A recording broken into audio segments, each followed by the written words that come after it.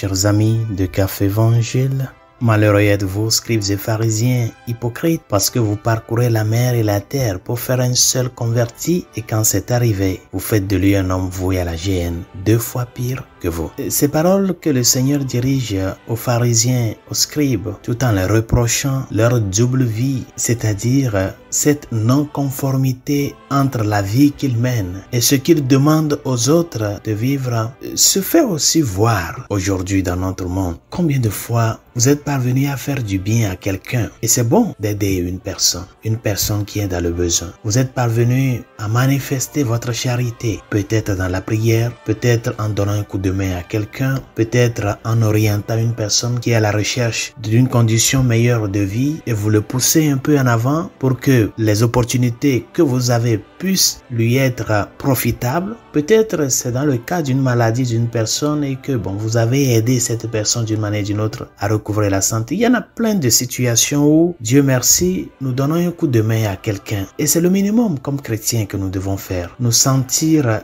interpellés par la situation difficile, douloureuse que vivent les autres. Le sens de la communauté, le sens de l'humanité, le sens de la communion, le sens d'église. Mais malheureusement, combien de fois, après avoir accompli ces bonnes œuvres-là, nous portons ces personnes-là sur les places publiques, nous les exposons et nous commençons à salir ces personnes en nous montrant que nous sommes les meilleurs. Si ce n'était pas moi, il ne serait pas là où il est aujourd'hui. La dernière fois quand il était dans le besoin, ce n'était pas moi qui l'avais aidé, et nous portons ce commérage-là, ce bien qui est fait dans le secret, nous le portons au découvert. Ce bien qui est fait par la main droite, nous le salissons avec la main gauche, en commençant à étaler ces linges sales sur la place publique. Nous avons oublié que le bien que nous avons fait, c'est à Dieu que nous l'avons fait. Et c'est lui qui est notre récompense. Chers amis, que cette interpellation du Seigneur dans l'évangile de ce jour nous touche jusqu'au tréfonds. Que ta main gauche ne sache pas ce que fait ta main droite. Ne soyons pas comme ces pharisiens, ces scribes, qui, ayant poussé la personne jusqu'en haut, l'ayant aidé pour parvenir à ce niveau-là de la vie, à un moment donné, ils ont quitté leurs mains pour faire retomber cette personne. C'est ça. Si Dieu t'a donné la grâce, l'opportunité de pousser quelqu'un en avant, maintiens ta main. Continue par le soutenir, par la soutenir, jusqu'à arriver à ce sommet-là. Ce sommet qui n'est autre que le Christ qui est sur la croix et qui veut attirer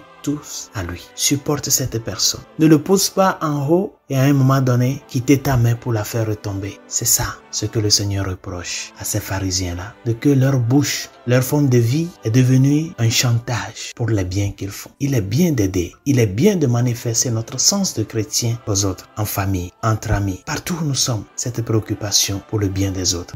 Que ce que nous faisons dans l'ombre reste dans l'ombre. Que ce que nous faisons dans le secret reste dans le secret. Et que le Seigneur qui voit dans le secret, en voyant notre préoccupation et notre lutte quotidienne pour que nous ne soyons pas les seuls à jouir des joies du salut, mais que nous nous préoccupons pour d'autres afin que ceux-ci puissent parvenir à cela. Que ce sens-là, la communion, nous amène à être vraiment des frères, des sœurs en Jésus-Christ, lui seul qui a pris sur nous le joug de nos péchés pour nous libérer. Il l'a fait sans se récriminer, comme un agneau mené à l'abattoir dans le silence. Il est avancé pour que ce bien-là s'accomplisse dans ta vie. Demandons au Seigneur de nous aider à lutter contre le mal de l'hypocrisie, et que nous soyons des gens véridiques tant dans nos actes comme dans nos paroles, afin que notre sens de chrétienté soit vraiment un reflet de l'amour profond, éternel et juste que le Christ nous a manifesté. Bonne journée, Dieu vous bénisse.